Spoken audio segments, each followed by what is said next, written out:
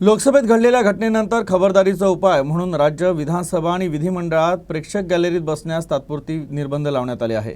सोबतच आमदारांना देण्यात येणाऱ्या पासची संख्याही मर्यादित करण्यात आली आहे।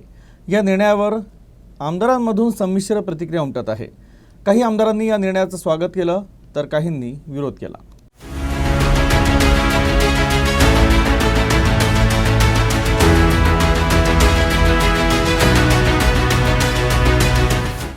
जो घटना हुई है वो बहुत ही निंदनीय है। महाराष्ट्र में जो शीतकालीन सत्र चल रहा है इसमें भी ऐसी घटना हो नहीं, इसकी वजह से ये निर्णय लिया है।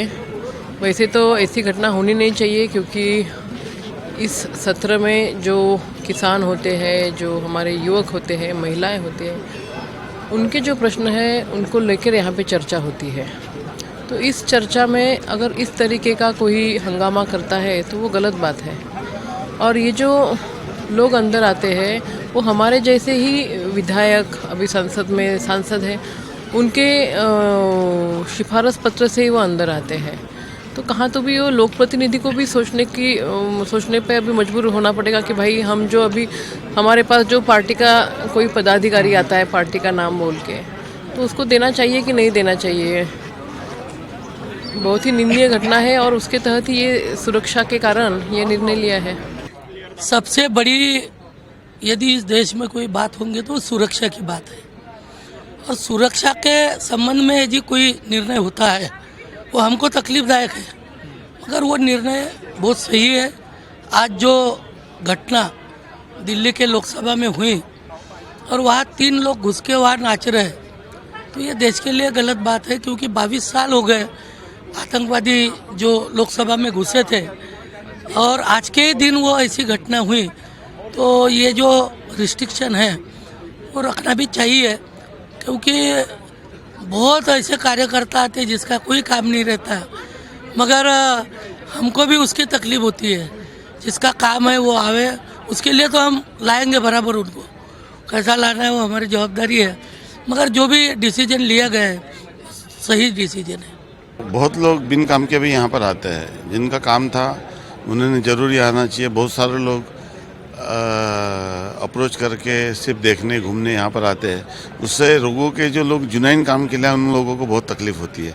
तो मुझे ऐसा लगता है कि ये लोगों के काम करने का केंद्र है, और जो कि दिल्ली की जिस तरह की घटनाएं हुई है उस तरह से थोड़ा सा सुरक्षा की दृष्टि से भी अंकुश लगना ज़रूरी है।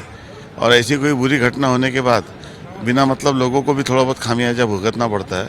तो एडमिनिस्ट्रेशन की दृष्टि से लिया हुआ निर्णय है, इसके ऊपर वो स्पीकर का अधिकार है, तो उनका जो निर्णय है उसके ऊपर कोई कमेंट करना ठीक नहीं है। आज विधानसभेत एंट्री करताना फक्त एका आमदारासोबत 2 लोकांची एंट्री केलेली आहे। तसं पाहिलं ते योग्यच आहे, पण आम्ही प्रॉपर नागपूरचे आमदार असल्यामुळे आमच्याकडे येणारे लोक जास्त असतात आणि येथे पास अधिक म्हणजे जो लोकांना पास मिळतं आणि अनलिगली जे लोक येतात त्यांना पास कुठून मिळतं हाही एक मोठा प्रश्न आहे। त्याची तपासणी करण्यात यावी आणि प्रॉपर नागपूरचे आमदार जे आहेत त्यांना कमीत कमी 5-6 पासेस तरी देण्यात यावे, ही आग्रहाची विनंती आपण करतो।